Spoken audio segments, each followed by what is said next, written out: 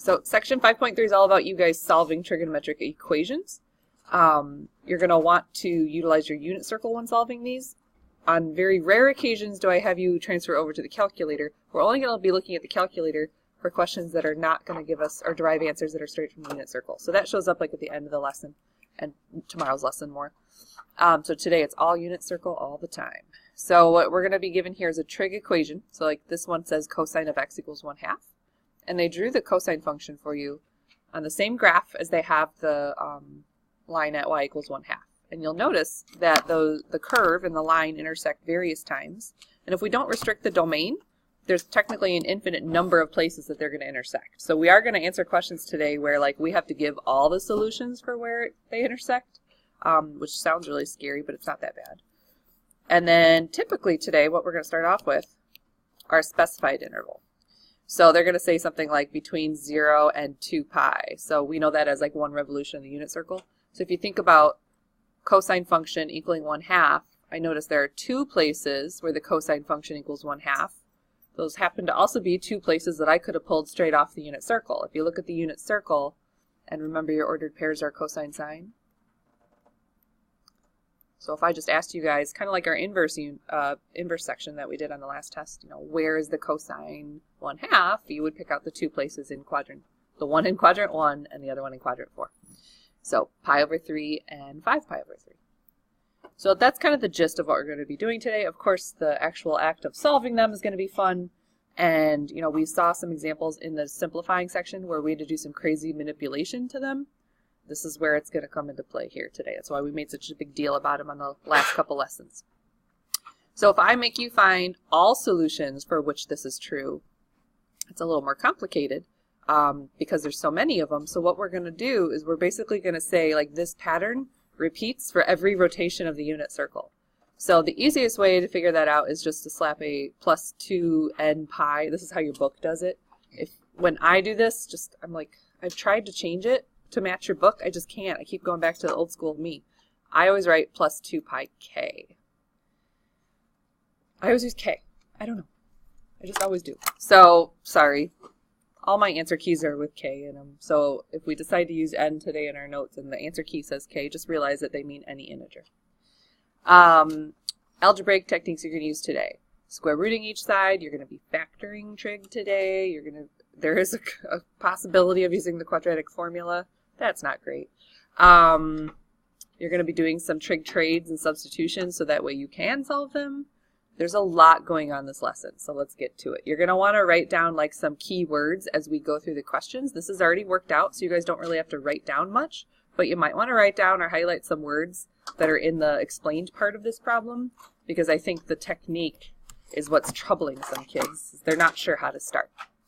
So this is an equation now today, not just a simplifying question. So when I look at the tangent of x times cosine of x minus cosine of x, you're supposed to be able to look at that and go, oh, it's a factoring question. Do you see the common term? There's a common term there of cosine. So essentially what they're going to do is they're going to factor out the common term of cosine x, which is already done for you on your paper. You don't have to worry about it. And when you factor out the common term of cosine, you are left with tangent of x and then minus a 1. So now that we have an equation, you are going to apply the zero property, which says, this is like old school, guys, from when you're solving a quadratic, right? So let's say you have 2x squared plus 10x. If I said I needed you to solve this quadratic and you wanted to solve it through factoring, the only way for you to do that would be to write them as a product of 2 factors. So like on this one, you'd factor out the 2x, right? So you'd get this. And then when you have a multiplication question of 2 numbers, if they equal 0, which is the zero property, that means either one or both of the factors are equal to 0. So this is where you take your turn equaling 0. 2x could be 0, and x plus 5 could be 0, and then you get your 2 solutions. That's just solving by factoring is what you guys know it as. It's technically called the zero property of multiplication, or something to that effect. So this is what we have here, guys. You have 2 factors. You have the cosine of x could be 0. So that's the first thing I'm going to set up. And then you have the tangent of x minus 1 could be 0. So you're going to solve them independently from one another. This problem also has a twist at the end. So this question is just look at your unit circle. So, what I was trying to write. So unit circle, where is the cosine function, and just one rotation please, between 0 and 2 pi. Where is the cosine function going to come out to a 0? Well, that would be at pi over 2 and 3 pi over 2. That would be the x value on the unit circle. So here, the tangent of x minus 1 equals 0, that's just like it's emulating a linear equation. You're just going to solve for x.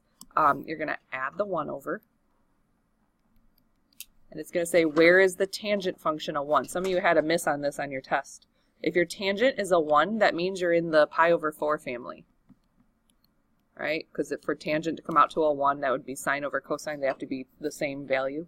So positive tangent would be quadrant 1 and quadrant 3. So we're looking at pi over 4 and 5 pi over 4. Do I get the right pi over 4s? Okay. And you think you'd be done, right? Yeah, this problem is a twist at the end. Anytime tangent shows up,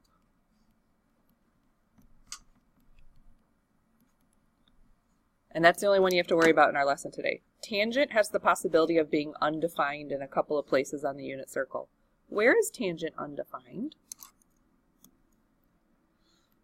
Well, tangent is, I heard it, yep, pi over what? Yep, so it's undefined at pi over 2 and at 3 pi over 2. Because if you took 1 divided by 0, you'd have undefined values. So here's what's really annoying today. You do all this work, you get all these answers from these separate factors, but if your solutions don't work for the entire problem, you cannot keep them. So because tangent is undefined at these two solutions, you're actually going to have to cross them out. They're no longer viable solutions for this equation. And the only solutions that work are pi over 4 and 5 pi over 4. Oh boy. Okay, so that was like the big kahuna problem. It had factoring, you had to solve things, you had to know at the end that tangent's undefined in a few locations. Very rarely will I give you a question where it has all of those components going on.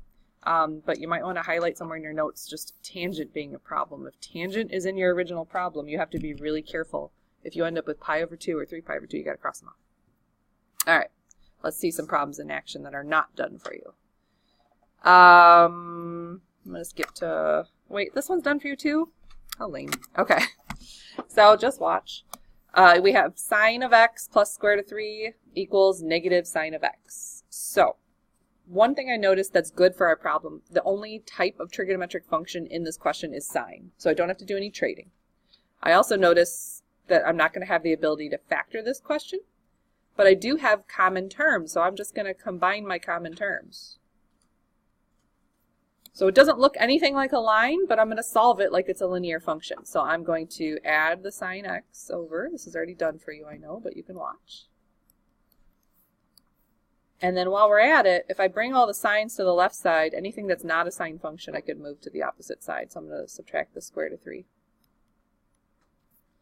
So we end up with sine plus sine, which is 2 sine equals negative square root of 3. Now, algebraic instincts, like what do you think you're going to do next? You're probably going to divide by 2. Again, you might not be sure why you're doing that. Here's your goal. You're trying to solve for x, which means you're pulling things off of the x one term at a time. So sine of x equals negative square root of 3 over 2. So now this time they want all solutions. So what we're going to do first, we're going to pretend like they asked me just about one rotation of the unit circle, and we're going to slap a rotation thing on the end of it. So where on your unit circle is the sine function coming out to a negative square root of 3 over 2? So you should be down here in quadrant 3 and quadrant 4. 4 pi over 3 and 5 pi over 3. Okay. So here's how, this is the easiest thing that you can do, guys. And we'll talk later about how you can simplify this in the future. Not this one in particular, but some of them. You just have to add rotation markers. So you're going to say plus all rotations. So plus 2 pi n plus 2 pi n. We're going to have questions coming up where because of where they land on the unit circle, maybe we could come up with an easier way of saying all those solutions, maybe a simplified version. but there is no shame in you just always slapping a 2 pi n or a 2 pi k on the end of each of those solutions. I am never going to count you wrong. The only thing that you're going to run into is sometimes on the answer keys or in the textbook's key in the back, they choose the simplest version of the answer, and maybe it's equivalent to what you've written down. They've just simplified it a bit. So I'll show you some examples of how you can possibly simplify. I just don't want you guys to get hung up on that part. So all we did there, solved it like normal, slapped a 2 pi n on the end. That's it. All right. Here's some that are not done for us finally. Okay, here we go. The cosine function is isolated. That's the only function in the problem. So we're just ready to go to our unit circle. Where is your cosine function going to give you a -1? And they want all solutions of x. So once you find your answer, we're going to slap a 2 pi n on the end of it. So where is cosine coming out to -1? There's only one spot on the unit circle. At pi, good. So you're going to say pi, that's for one rotation, and then you're going to slap up plus 2 pi n to the side of it. So n representing every integer, meaning like you can add 1 rotation, 2 rotations, 3 rotations, 4 rotations, and so on and so on. You could also remove rotations, right? You can go backwards, you can go negative. All right, this is that zero product property we were talking about earlier on that first example, where when it's written in factors, once it's written in factors, you can set the factors equal to 0. Hi.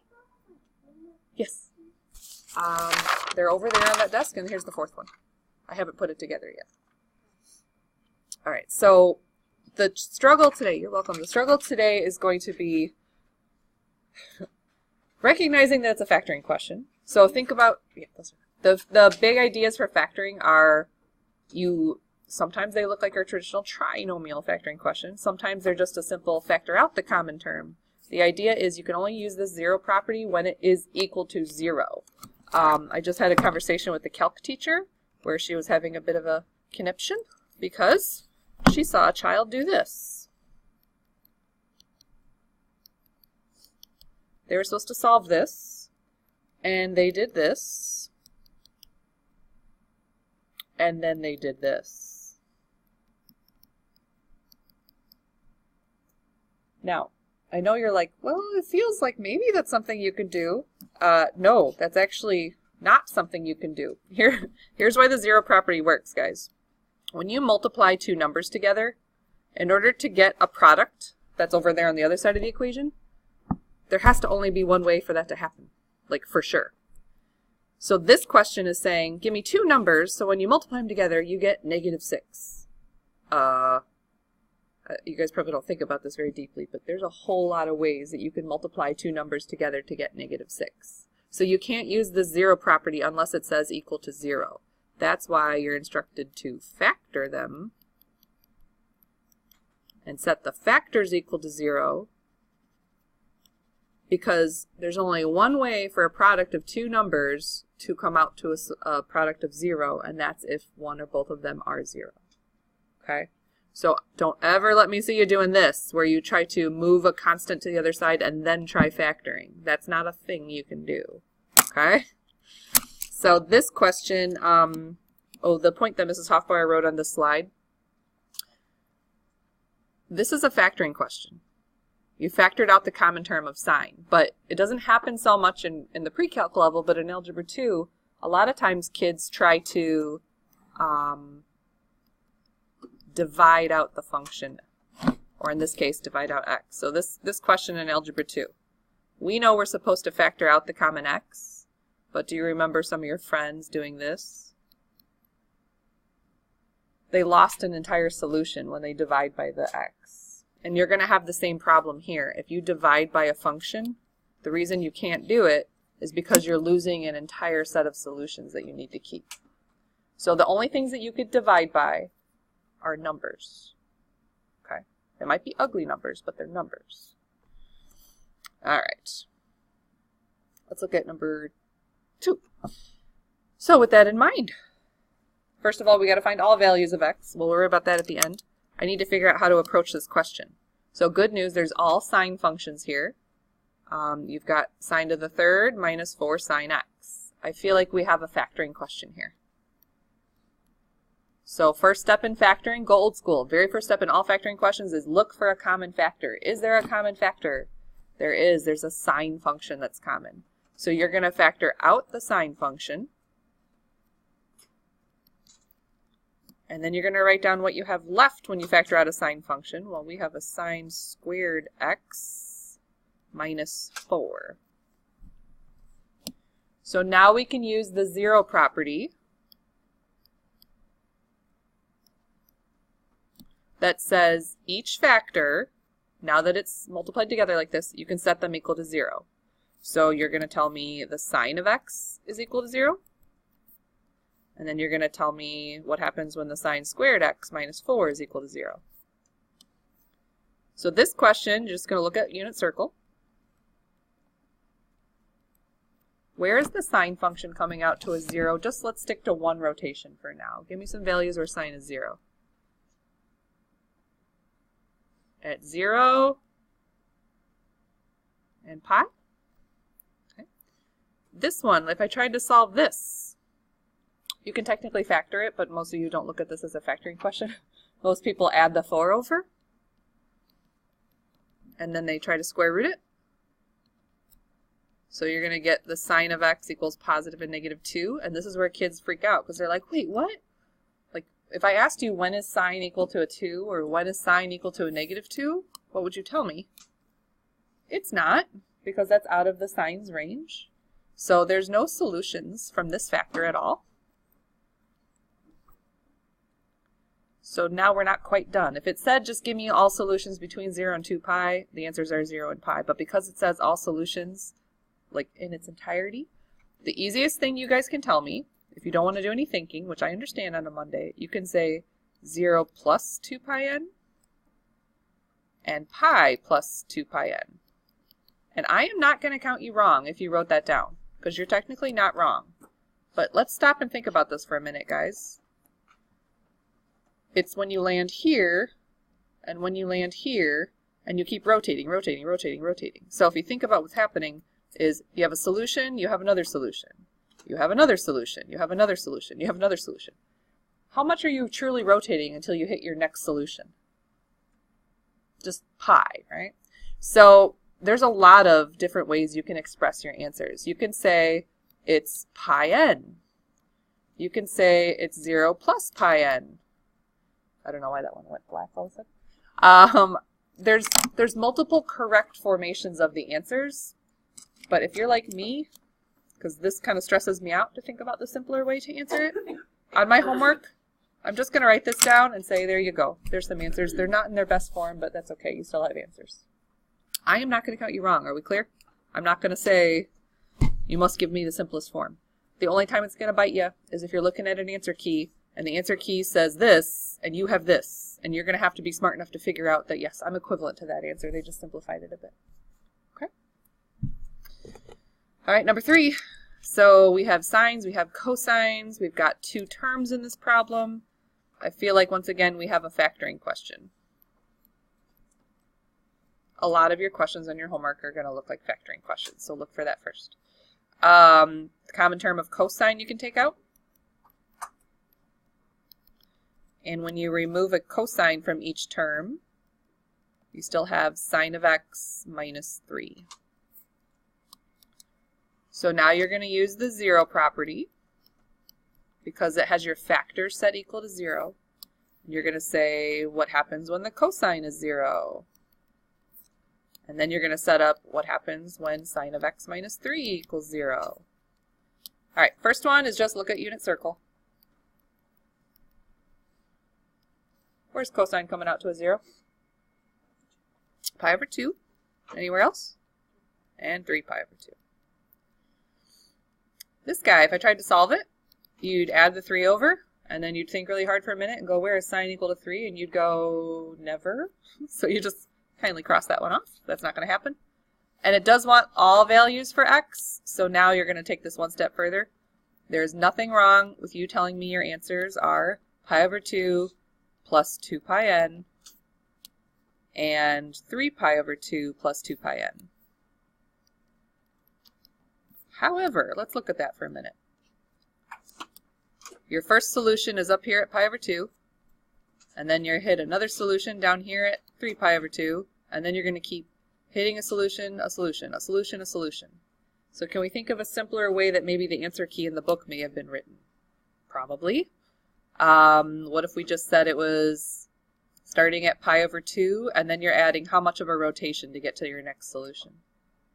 Half of a rotation, right? So plus pi. That's probably what the answer key would say in the book. So this is the simpler version of it. This is the like lazy kid in me who doesn't really care to find the simpler version. That's me. I'm the same kid. I won't judge you. Oh, all right. Thoughts?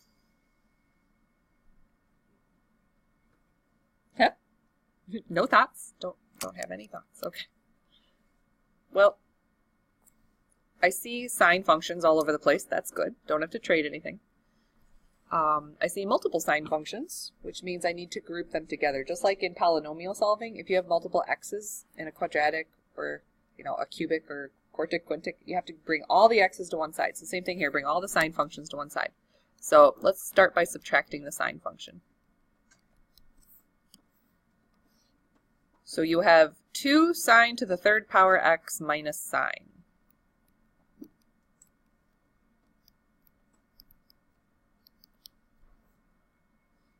Now I have a factoring question.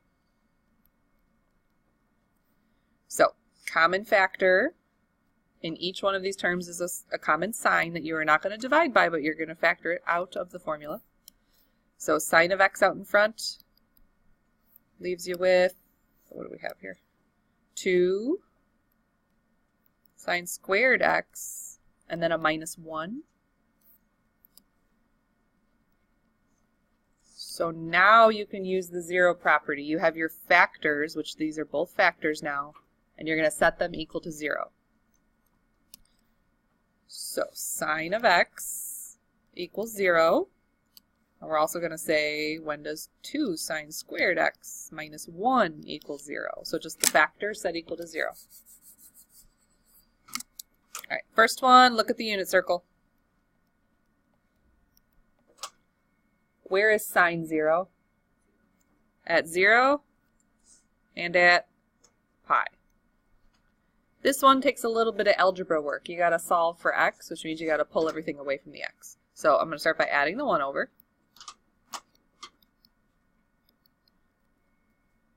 You're not solved for x yet. You got a few more steps here, right? You're going to divide by 2.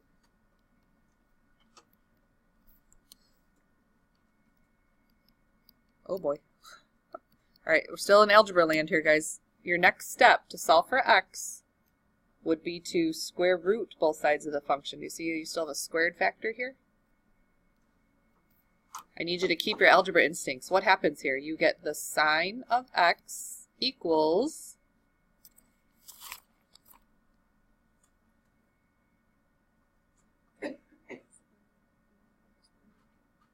say it again, sorry.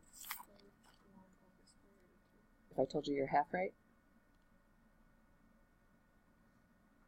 What happens when you square root an algebra equation? Is it plus and minus? Okay. So square root of 1 over square root of 2 is proper. Or, well, it's correct. It's not proper. Because what are you going to do next? Yep. Rationalize it. Yep. So now it looks like a unit circle question all of a sudden. Okay, here we go. So it is sine of x equals plus and minus square root of 2 over 2. So now we're going to look at our unit circle. And you're going to tell me where in your, oh my gosh, that's a big list. Is it all the pi over 4s? No? Huh? Yeah, all the pi over 4s. Okay, fun times. Here we go. So we have pi over 4, 3 pi over 4, 5 pi over 4, and 7 pi over 4. Now, I have 1, 2, 3, 4, 5, 6 solutions on my paper right now, right? And they wanted all solutions. So here's what I did on my answer key. I wrote down all of the answers in no particular order. I just went in like unit circle order. So 0, and then I put pi over 4, and then I put 3 pi over 4, and then I put pi, and then I put 5 pi over 4, and then I put 7 pi over 4, and then I did this.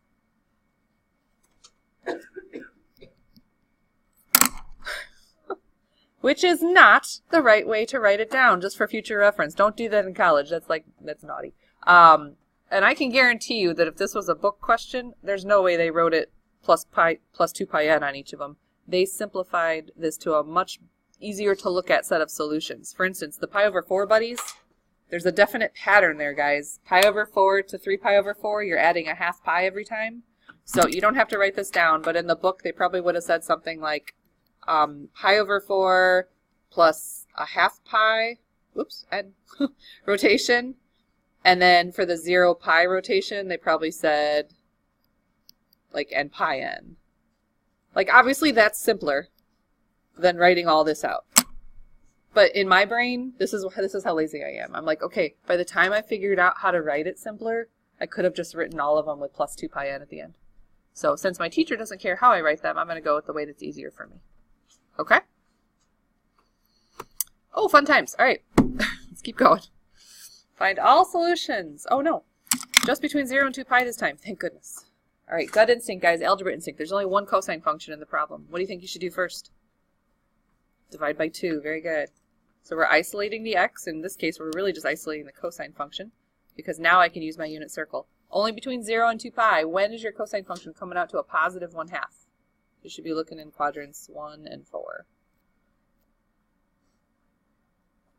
All right, I heard pi over 3 and 5 pi over 3. We good with those? Just going to trust your friend. Probably should. She's pretty smart. All right, where are we at? Still on the front? Oh, good. All right, one more. On the front. I need to use your algebra instincts. Here's what I notice. There's only one sine function in the problem. So when that happens, your job is just to isolate it. So first, what if we added the 7 over? Would you mind if I also subtracted the 5? So you have 2 sine x equals 2 once I combine those. So now when you divide by 2, it says sine x equals 1. So 1 rotation of the unit circle. Where does sine come out to a positive 1? Only at pi over 2. Very good. Now, I've been really bad about this. These are solutions, so I should be writing like x equals in front of all these. My bad. Okay, good news. The next couple questions, they only want solutions on 1 rotation, so you don't even have to worry about the plus 2 pi n business. The bad news is they're more exciting. All right, here we go. Number 7. All right, we got a lot of problems in number 7, guys. You have sine squared function. You have tangent as a function. You've got functions on both sides of the equation. So does anyone have like a first instinct to do, whether they think it's right or not? Just throw it out there. Subtract the tangent over, move everything to one side. Always a good move when you have multiple terms like this. So we're going to try to use the factoring 0 property in a minute. I think that's a good idea. So subtracting tangent over.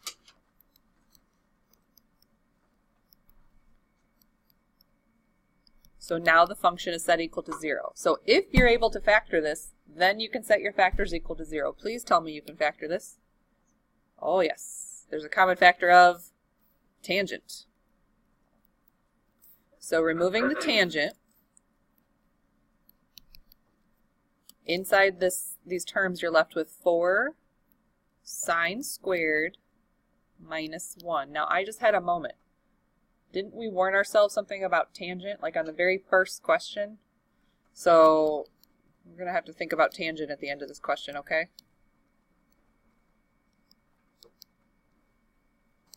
Think about it being undefined. You don't really have to think about it until the end of the question. Just write yourself a note. Remember, come back to this. Okay, here we go. Now you have 2 factors, so you're going to set each factor equal to 0 using the 0 property. Okay, this is the 0 property. So the tangent of x, where's that 0? And then 4 sine squared x minus 1. When is that 0? Okay. Tangent always messes with me because I got to think about it. Tangent, remember, is sine divided by cosine. So in order for that ratio to come out to a 0, it would have to be the fraction 0 over 1. Where's that going to happen? At 0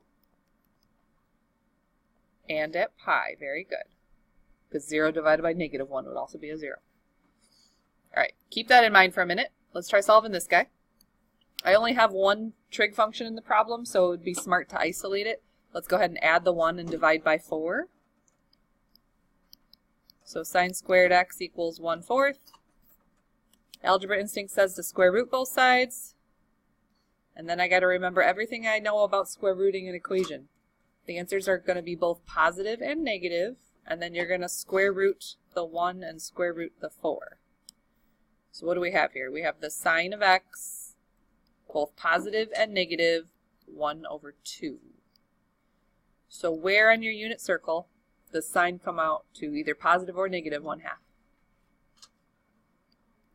Pi over 6, 5 pi over 6, 7 pi over 6, and 11 pi over 6. So I have 1, 2, 3, 4, 5, 6 solutions. And then I wrote myself that note earlier to make sure that I didn't have that weird thing happening. Where is tangent undefined? At pi over 2 and at 3 pi over 2. Did either of those two answers show up anywhere in my list? Nope. Good news. You get to keep all 6 of your answers. Even better news. They don't want all solutions. They just want between 0 and 2 pi, so you don't have to do anything weird. Whew. This is a good time. Let's do more of those, right? Okay, this next one here. Find all solutions between 0 and 2 pi interval. There's only one cosine function, so my algebraic instinct says to isolate it. So let's do that. Let's add the square root of 3 over.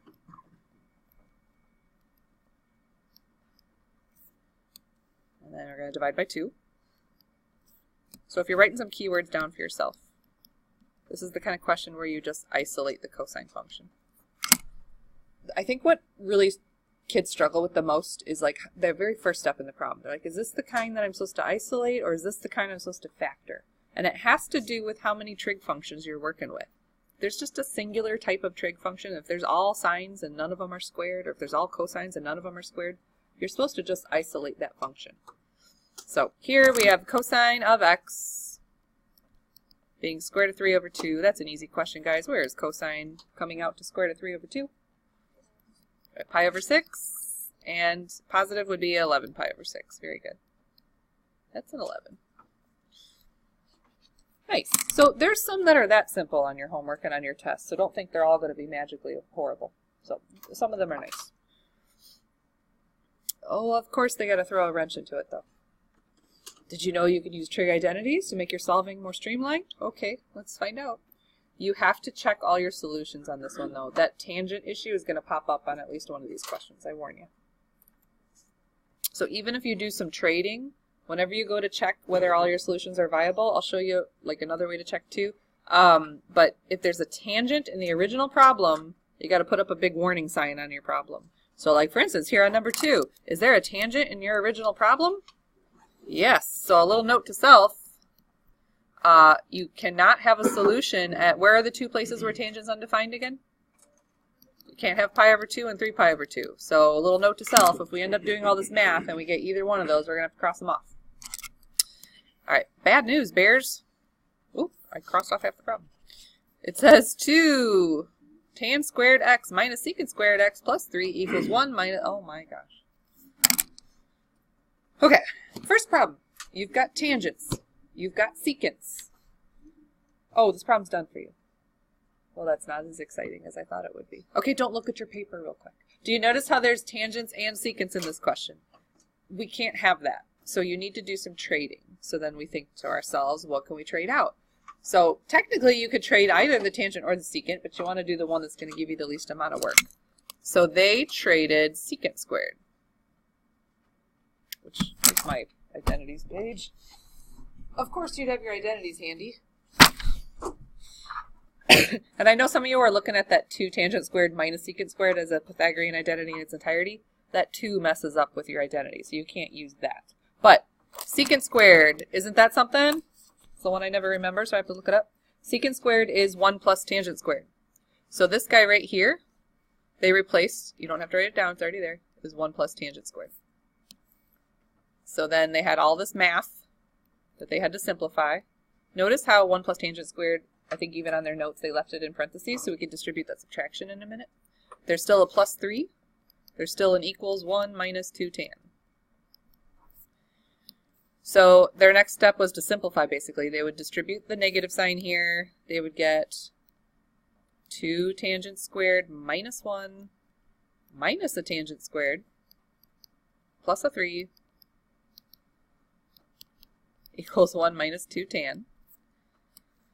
And this is a hot mess, but the good news is there's all tangents right now, so this is where you have to stop and think about your approach. If it's all the same kind of function, like if they're all tangent squareds, that means bring them together and isolate them. But if it's a mixture of tangent squareds and regular tangents and constants, you actually have a factoring question. So as I look through this question, the tangent squareds are not going to cancel each other out totally. There's a tangent squared and a tangent and a constant. We have a factoring question. So we need to set everything equal to 0 and factor. So that was what we would do. We would add the 2 tan x over here somewhere. We don't have space anywhere, so I'm just going to write it down here. They would subtract the 1 over here somewhere. And they would combine all their like terms on this side. So they have 2 tan squared minus tan squared, which is just tan squared. They've got a plus 2 tangent x. And then this is the part that kids always forget to combine. They have a negative 1, a plus 3, and a negative 1. So that would be a plus 1.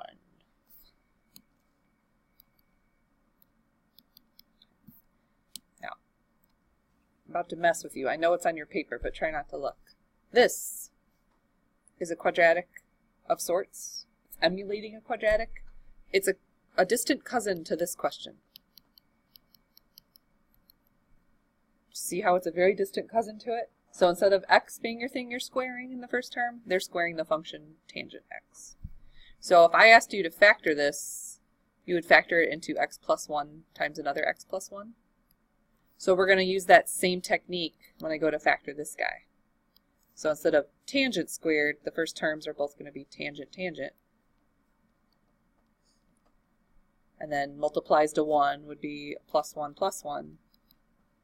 And if you checked your arches here, you'd get tangent plus tangent, which is 2 tangent. Okay, so we factored it properly.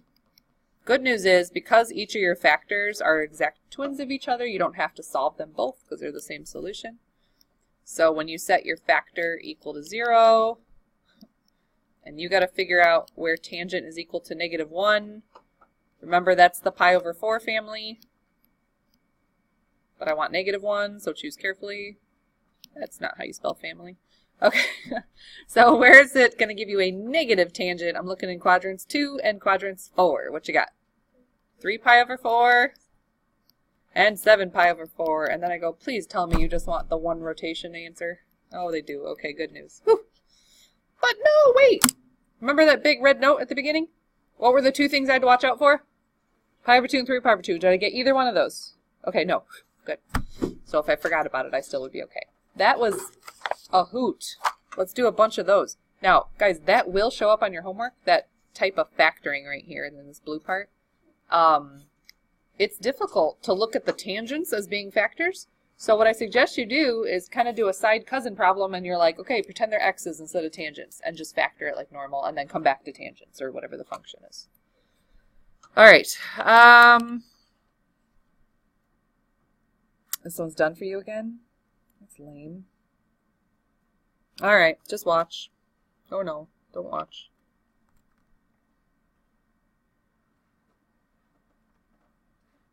Okay, let me show you what they did on this question, because it has already worked out for you. The original question is 1 plus cosine x equals sine x. There's absolutely nothing you can do to that question to trade. Like, you can only trade Pythagoreans, and you could trade reciprocal functions, so like introducing secants and cosecants here aren't going to help you any. But maybe you don't know you can do this. You can square both sides of an equation. You can do anything you want to both sides of the equation, as long as you do it to both sides and you don't lose any factors. So squaring both sides of the equation is a total legal move. So what they did is they squared this and they squared that. Obviously, sine squared is easy. This is the one I'm a little worried about, guys. Remember when you square a binomial, it's not just squaring each of the terms. It's like a foiling question, right? So you're really doing 1 plus cosine times another 1 plus cosine. So keep that in mind. So they did 1. The place where the 2 cosine x is coming from is the plus cosine x plus another cosine x in the middle. That's where the 2 comes from. And then cosine squared. So they FOILed this out, or they distributed. Now, I know this doesn't look better, but you're like, okay, at least I can do some trading, some trig trading. They traded, and they chose to trade sine squared for 1 minus cosine squared. The reason they went that direction is because if I look at the overall question, there were more cosine functions than anything else. So they said, let's swap out the sine function for something usable, cosine. Then, this is the part where a lot of kids mess up because they're not sure where to go next. They've got a combination of cosine squareds and plain cosines, which means they're going to have to do a set it equal to 0 and factor question. So once they bring everything to one side, which they did right here, and simplified everything they could, then they factored. So they took out a common 2 cosine. Then they used their 0 property. They set each factor equal to 0, and then they thought about their 2 answers, which apparently are pi over 2 and pi and 3 pi over 2. I'm not sure what this scribble is. I don't know. I'm just going to kind of ignore that scribble. Hofbauer's graph looks better than mine, but I'm not sure. Oh, I know. She was trying to express to you. If you go to your calculator and you type in the original function, and then you set your window to 0 to 2 pi, you should be able to tell how many times they intersect. Your calculator is not going to be a real friend to you as far as like where they intersect, because it's going to give you decimal answers. But you could see like, oh, it intersects so many times, and that's how many answers I need to find.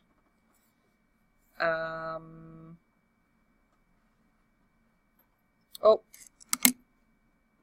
I don't know. I'll come back and see if I did talk to you about that at all. Oh, that was a whole slide for that. My bad. All right, this next one. This one's pretty basic, guys. There's only a tangent function here, so your job is to isolate it, so you're going to square root both sides. Maybe we'll save this for a warm-up for another day. You guys are working on bookwork for homework. It is, yeah.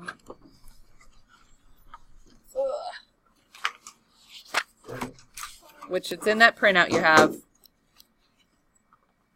It's part 1, so it's page 331, numbers 1, 3, 7, 9,